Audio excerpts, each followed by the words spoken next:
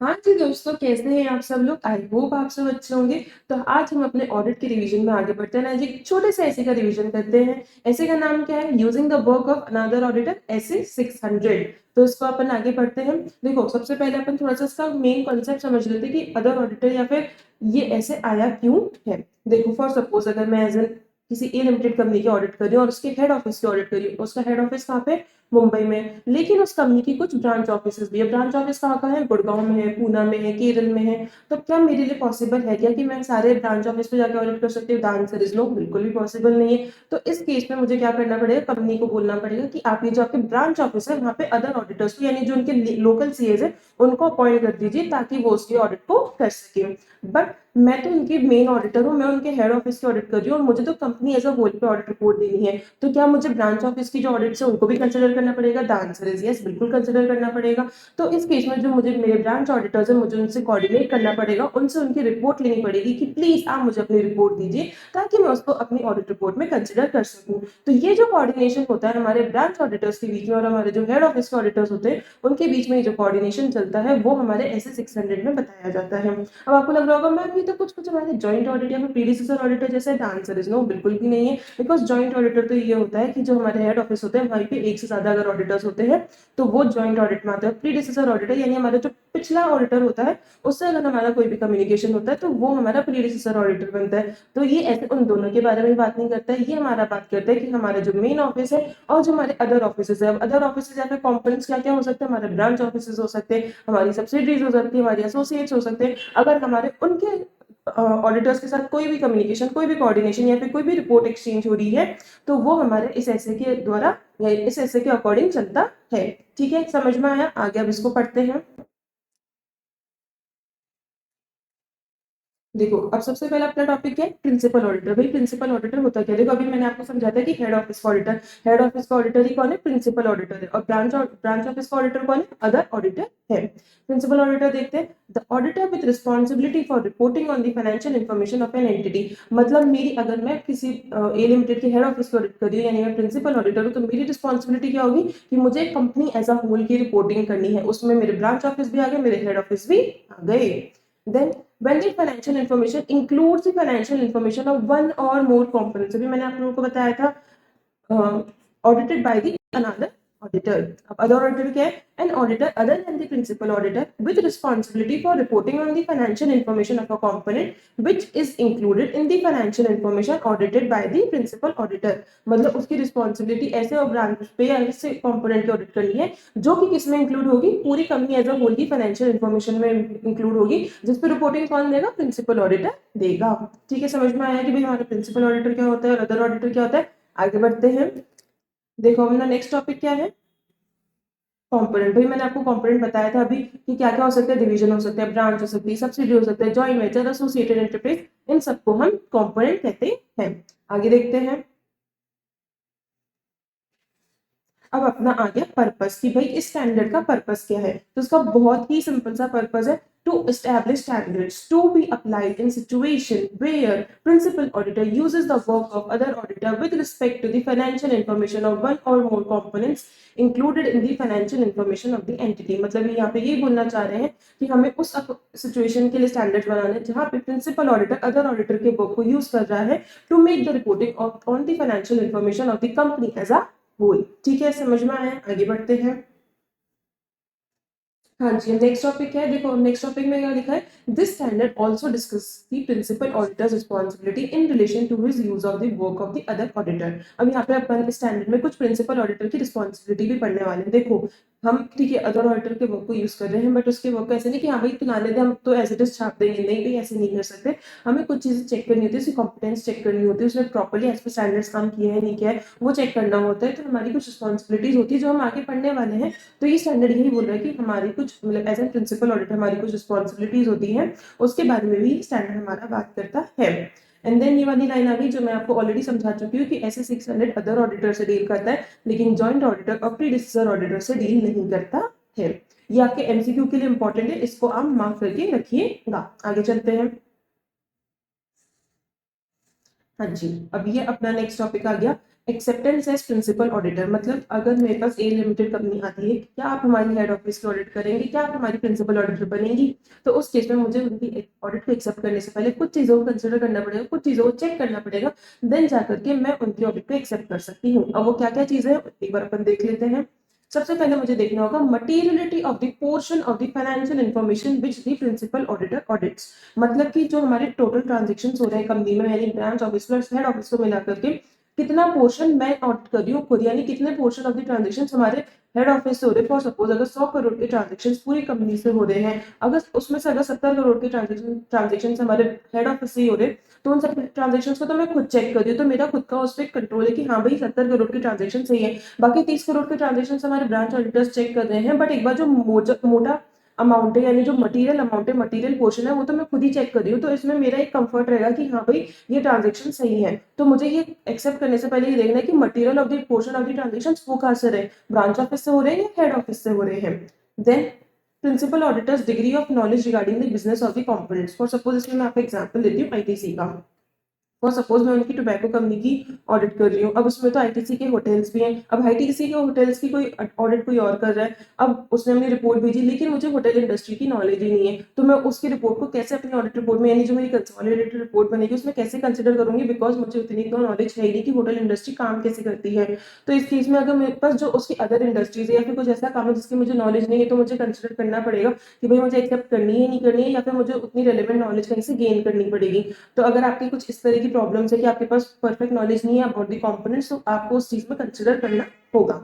Then the risk of material misstatements in the financial information of the components, अगर आपने जब risk assessment procedures लगाए थे और आपको लगा कि यार यहाँ पे तो जो हमारे ब्रांच ऑफिस या फिर हमारे जो कंपोनेंट्स है उनमें assess risk of material misstatement, यानी हमारा जो रोमम है वो बहुत ज्यादा है, और यहाँ पे तो हो सकता है कि कोई लाइकली बड़ा एरर या बड़ा फ्रॉड निकल सकता है, तो ऐसे केस में आप क्या चाहोगे कि भाई ठीक है हेड ऑफिस तो हम कर ही रहे हैं, लेकिन उसके साथ साथ हम ब्रांच ऑफिस की भी ऑडिट हम ही करें, ताकि हमारा एक कंट्रोल रहे, हमारे एक कंफर्ट रहे।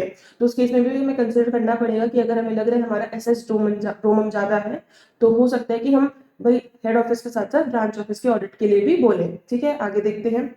The performance of additional procedures as set out in this essay regarding the components audited by other auditor resulting in the principal auditor having significant participation in such audit। भाई ठीक है, हमने माना कि अदर ऑडिटर ऑडिट करेगा branch office की components की, but हमारा जो प्रिंसिपल ऑडिटर होता है वो भी कुछ अपने प्रोसीजर्स लगाएगा, एडिशनल प्रोसीजर्स लगाएगा, ये चेक करने के लिए कि भाई काम ढंग से हुआ है कि नहीं हुआ है। भाई वो डायरेक्टली ऐसे रिलाई नहीं कर सकता कि हाँ भाई अदर ऑडिटर ने काम किया ठीक ही किया होगा, नहीं भाई उसको अपने खुद से भी कंट्रोल, अपने कंफर्ट लाना होगा कि भाई हाँ ओवरऑल ऑडिट यानी branch office plus head office सब मिला के एकदम प्रॉपर्ली हुआ है, तभी जाकर के वो पूरी as a company as a whole पे रिपोर्टिंग कर पाएगा। तो हमें ये जो 4 पॉइंट्स है इनको कंसिडर करना पड़ेगा before accepting any audit as a principal auditor. ठीक है, समझ में आया। अब आप लोग को लग रहा होगा मैम ये क्या प्रोसीजर्स हो सकते हैं, ये प्रोसीजर्स अपने नीचे लिखे हुए अपन देखते हैं एक बार। हाँ जी, तो अपने प्रोसीजर देख लेते हैं अपन। देखो मैंने अकॉर्डिंगली अपने क्रोनोलॉजी में इसको अरेंज किया है। सबसे पहला, principal auditor to consider the professional competence of the other auditor. भाई सबसे पहले उसे ये चेक करना पड़ेगा कि हमारा जो अदर ऑडिटर है, हमारा जो ब्रांच ऑडिटर है, उसमें इतनी कॉम्पिटेंस भी है क्या कि वो उस पर्टिकुलर ब्रांच ऑफिस के इस कॉम्पोनेंट के ऑडिट कर सके। अब देखो उसमें ये भी लिखा हुआ है कि अगर आपका जो अदर ऑडिटर है वो मेंबर ऑफ द इंस्टीट्यूट है, यानी हमारा ही भाई बंधु, हमारा ही जैसे एक चार्टर्ड अकाउंटेंट है, तो हमें वो चेक करने की जरूरत नहीं है। When planning to use When planning to use the work of another auditor, the principal auditor should consider the professional competence of the other auditor in the context of specific assignment if the other auditor is not a member of the Institute of Chartered Accountants of India। अब यहाँ पे यही लिखा हुआ है कि अगर आपका वो भाई बंधु है तो आपको चेक करने की जरूरत नहीं है, लेकिन अगर आपका वो भाई बंधु नहीं है तो आपको चेक करना होगा। नेक्स्ट पॉइंट क्या है, right of principal auditor to visit and examine books of accounts of a component. देखो जनरली तो क्या होता है कि आपको जो आपका अदर ऑडिटर होता है उसके काम पे आपको भरोसा करना होता है, लेकिन आपको लग रहा है कि यार नहीं यहाँ तो कुछ तो सस्पिशियस ट्रांजेक्शन हो सकते हैं, तो इस केस में आप खुद से भी ब्रांच ऑफिस को विजिट करके उसकी बुक्स ऑफ अकाउंट्स को चेक कर सकते हो, उसके रिकॉर्ड्स को आप चेक कर सकते हो। क्या लिखा हुआ है यहाँ पे, when another auditor has been appointed for the component, the principal auditor would normally be entitled to rely upon the work of such auditor unless there are special circumstances to make it essential for him to visit the component or to examine the books of accounts and other records of the said component। समझ में आया। आगे next point पे चलते हैं। Procedures to be performed by principal auditor when using the work of other auditor। The principal auditor should form procedures to obtain sufficient appropriate audit evidence that the work of other auditor is adequate for the principal auditor's purposes in the context of the specific assignment. When using the work of another auditor, the principal auditor should ordinarily perform the procedures given in diagram below. देखो आपने ठीक है आप other auditor के काम को use कर रहे हो, लेकिन आपको कुछ प्रोसीजर्स लगाने होंगे to obtain sufficient appropriate audit evidences कि आपका जो पर्पस है, जिस पर्पस की वजह से हमने अदर ऑडिटर को अपॉइंट करवाया था और उसकी रिपोर्ट को आप यूज करना चाहते हो, वो पर्पस आपका फुलफिल हो रहा है या नहीं हो रहा है। तो यहाँ पे क्या प्रोसीजर्स अपने नीचे देखते हैं अपन। देखो अब क्या प्रोसीजर दे रखे हैं, मैंने यहाँ पे आपको समरी में भी लिख के दे रखा है। सबसे पहले तो हमें एडवाइस देनी है, भाई किस चीज पे एडवाइस देनी है, हमें अदर ऑडिटर को एडवाइस देनी है about the significant accounting auditing and reporting requirements. भाई हम हमारा जो अदर ऑडिटर है उसको जाके बोलेंगे कि भाई देख हमारी ये रिक्वायरमेंट्स है, हमारे अकाउंटिंग में ये है, ऑडिटिंग में ये, और हमारी कोई भी अगर रेगुलेटरी रिक्वायरमेंट्स तो हमें इनसे कंप्लाई करना है और देखो इनके अकॉर्डिंग इस तरह से काम करना है। हम उसको पूरा बताएंगे कि भाई ये चीज है और इसमें इस तरह से कंप्लाई करने के लिए तुझे ये प्रोसीजर्स लगाने हैं, तो इसके अकॉर्डिंग ही तुझे काम करना है ताकि वो उस अकॉर्डिंग ही काम कर सके और हमारा पर्पस फुलफिल हो सके। एक और चीज हमें एडवाइस करनी है, क्या क्या करनी है, देखो हमें उसको ये भी बताना पड़ेगा कि भाई हम तेरे काम को किस लिए यूज करें, मतलब हमारा क्या पर्पस है। हमें अपने अदर ऑडिटर हमारे भाई के साथ भी हमें शेयर करना होगा और हमें ये भी बताना होगा inform the other auditor about sit. अब मैम ये सिट क्या होता है, देखो सिट क्या है, देखो मैंने ये शॉर्ट फॉर्म बना रखा है ताकि आपको जल्दी से याद हो सके। सिट का मतलब क्या है, एरियाज रिक्वायरिंग स्पेशल कंसिडरेशन, मतलब हमें अपने अदर ऑडिटर को बताना होगा कि भाई ये कुछ स्पेशल एरियाज है जिसमें जिस स्पेसिफिक ध्यान देना है, क्योंकि यहाँ पे जनरली हो सकता है कि कोई फ्रॉड या फिर मिसस्टेटमेंट हो सकता है, तो इन पे थोड़ा सा स्पेशल अपना ध्यान रखना। तो हमें सबसे पहले क्या बताना है, areas about the special consideration, यानी स्पेशल कंसिडरेशन एस, सिट का एस। देन अपना आई से क्या बनता है, procedures for identification of inter component transaction that में रिक्वायर डिस्क्लोजर। अब देखो भाई अगर ब्रांच ऑफिस और हेड ऑफिस है तो उनके बीच में भी ट्रांजेक्शन होते होंगे, तो इंटर कॉम्पोनेंट ट्रांजेक्शन को अपन को जनरली जब हम सीएफएस बनाते हैं, कंसोलिडेटेड फाइनेंशियल स्टेटमेंट्स बनाते हैं, तो उनको हमें हटाना होता है, तो उनको हमें प्रॉपर्ली आइडेंटिफाई करना होगा। हमें ये भी देखना होगा कि जो हमारे कंपनी के बैलेंसेस हैं, यानी जो हमारे इंटर कंपनी बैलेंसेस हैं या फिर हमारे जो इंटर ऑफिस बैलेंसेस है, प्रॉपर्ली रिकनसाइल हो रहे हैं नहीं हो रहे हैं। तो इन चीजों का ध्यान रखने के लिए भी हमें अपने अदर ऑर्डर को बताना होगा कि भाई तुझे इन ट्रांजेक्शन को प्रॉपर्ली चेक करके चलना है। तो अब अपना आई से क्या हो गया, inter component transactions. Then next अपना क्या हो, the time table for completion of audit.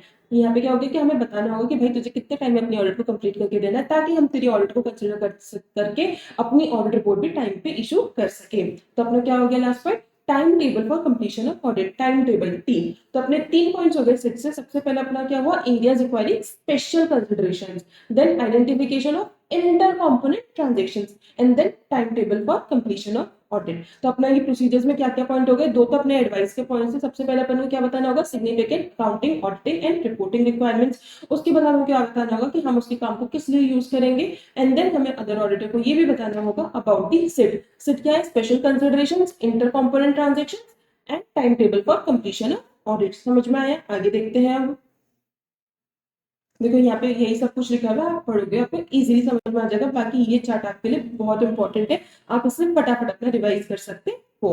Next देखते हैं, principal auditor to review return summary of other auditor's procedures. देखो अब चाहे हाँ जी, अब इस पॉइंट में क्या लिखा हुआ है, principal auditor to review written summary of other auditor procedure. The principal auditor might discuss with the other auditor the audit procedures applied or review a written summary of the other auditor's procedures. देखो हमें उसके काम पे अपनी control देना है कि भाई उसने ढंग से काम किया, उसने एज पर स्टैंडर्ड्स काम किया है नहीं किया है, तो हमने उसने जो भी ऑडिट प्रोसीजर लगाए होंगे उनकी जो रिटर्न समरी बनाएंगे हम उसको पढ़ सकते हैं, उसको रिव्यू कर सकते हैं, ताकि हम ये समझ सके कि हाँ भाई इसने एकदम प्रॉपर्ली काम किया है, एज पर स्टैंडर्ड्स काम किया है।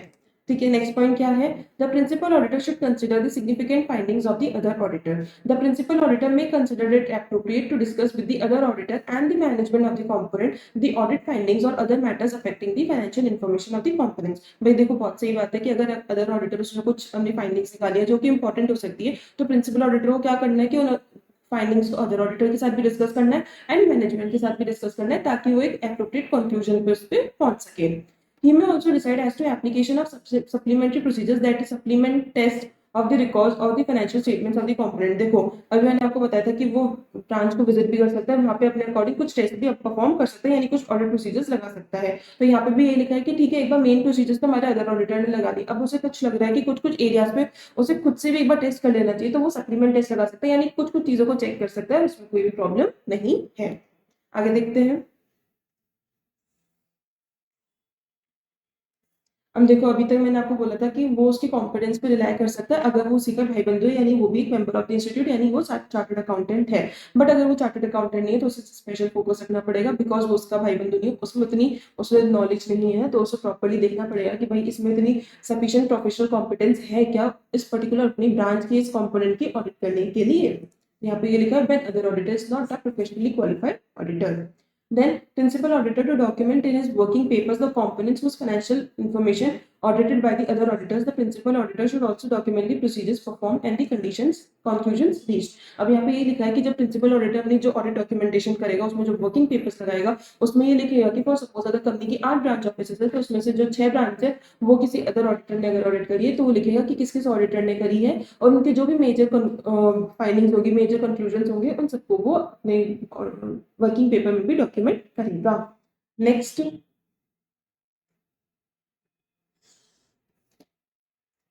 with the other auditor's report is other than unmodified, the principal auditor should also document how he has dealt with the conclusion or adverse remarks contained in the other auditor's report in framing his own report. अब for suppose ऐसा हुआ जो भी हमारे other auditor थे या फिर हमारे जो ब्रांच ऑडिटर थे उन्होंने अपनी जो रिपोर्ट दी है उसमें कोई मॉडिफिकेशन है, यानी उन्होंने क्वालिफाइड रिपोर्ट दे दिया, एडवर्स ओपिनियन दे दिया, डिस्क्लेमर ऑफ ओपिनियन दे दी, तो अब जो हमारा प्रिंसिपल ऑडिटर है उसको ये देखना पड़ेगा कि जो इन्होंने क्वालिफिकेशन दी है क्या वो इतनी मटीरियल है क्या कि वो मुझे अपनी रिपोर्ट में भी क्वालिफिकेशन डालनी पड़ेगी, या फिर जो पूरी ओवरऑल ब्रांच है उसका इतना मटीरियल पोर्शन नहीं है हमारे overall company as a whole में, तो क्या मैं नॉर्मल रिपोर्ट देकर भी काम चला सकता हूँ क्या। तो उसे जो भी अगर मॉडिफिकेशन दी गई है बाय दी ब्रांच ऑडिटर और दी अदर ऑडिटर उसे कंसिडर करके ही अपनी रिपोर्टिंग करनी होगी।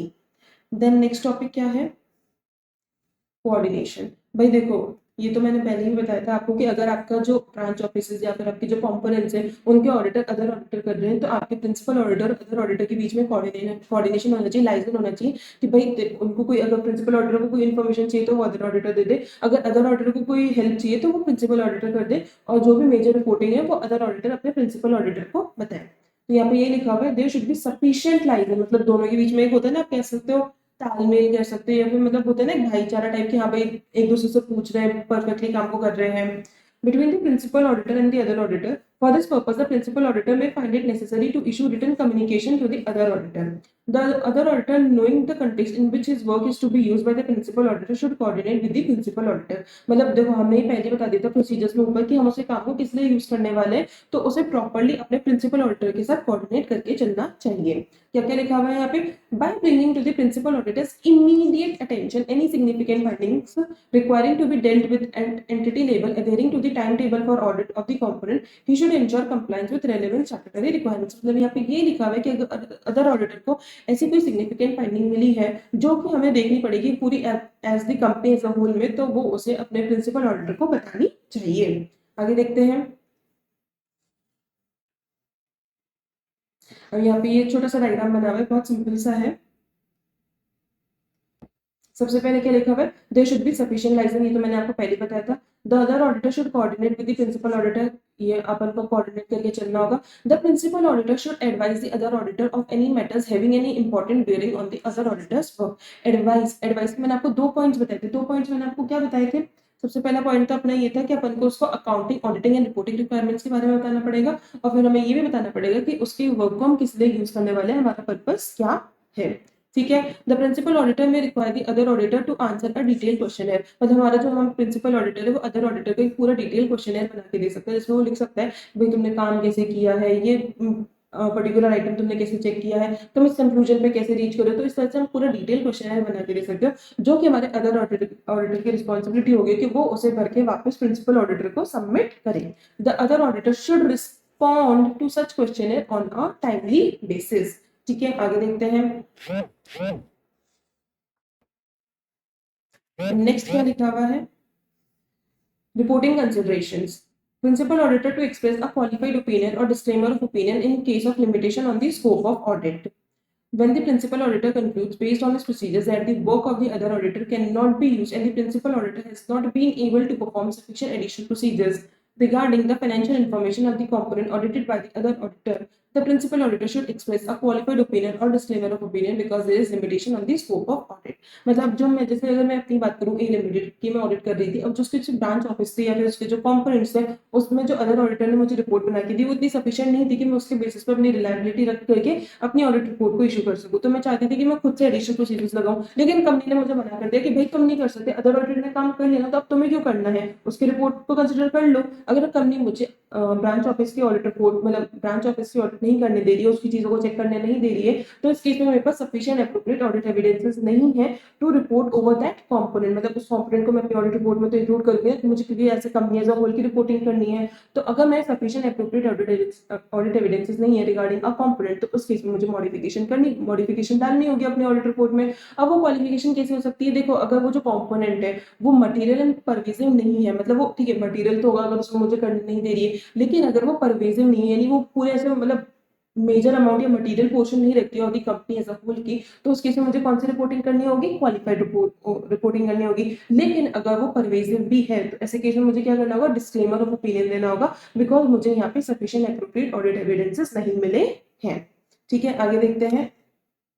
If the other auditor issues a modified report. In all circumstances, if the other auditor issues or intends to issue a modified auditor's report, the principal auditor should consider whether the subject of the modification is of such nature and significance in relation to the financial information of the entity on which the principal auditor is reporting that it requires a modification of the principal auditor's report. मतलब यही लिखा हुआ है कि अगर other auditor ने modified report दी है तो वो क्या इतना मटीरियल है क्या कि वो उस प्रिंसिपल ऑडिटर को भी अपनी कंपनी एज अ होल की ऑडिट रिपोर्ट पर मॉडिफिकेशन देनी होगी, तो यहीं पे लिखा हुआ है।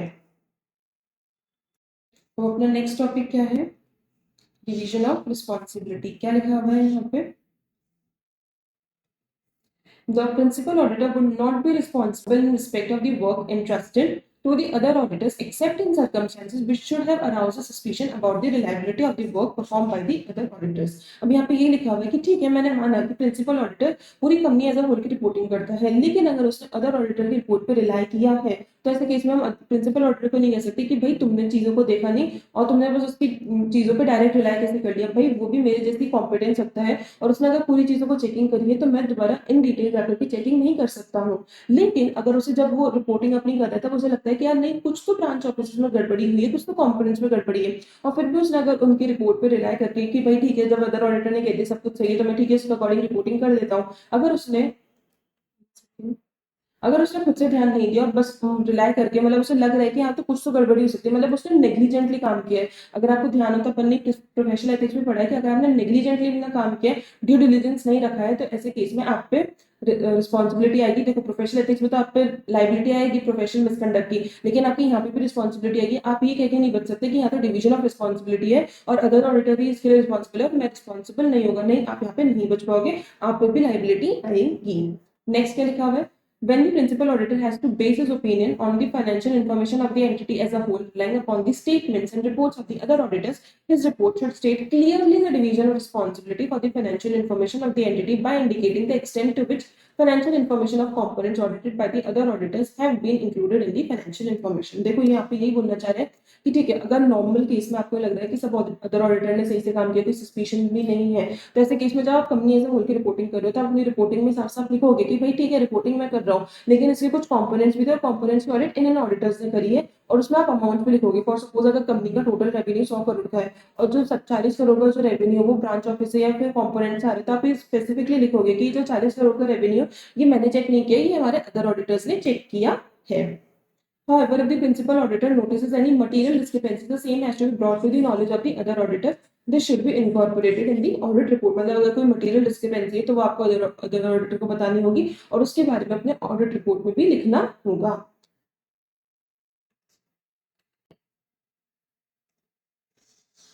तो here we have completed our essay 600। बहुत ही छोटा सा ऐसे था, अब ना मात्र 24 मिनट्स में अपन ने पूरा कंप्लीट कर लिया है। इससे जल्दी मतलब देखो मैंने यहाँ पे आपको इन डिटेल डिस्कस भी कर लिया, आपको मेजर मेजर पॉइंट्स लर्न भी करा दिए, तो अब आप इसे फटाफट से एक बार दोबारा देख लो, आपको ये अच्छे से लर्न हो जाएगा। तो मैं अभी के लिए आप लोगों से विदा लेती हूँ। This is C N Gupta signing of.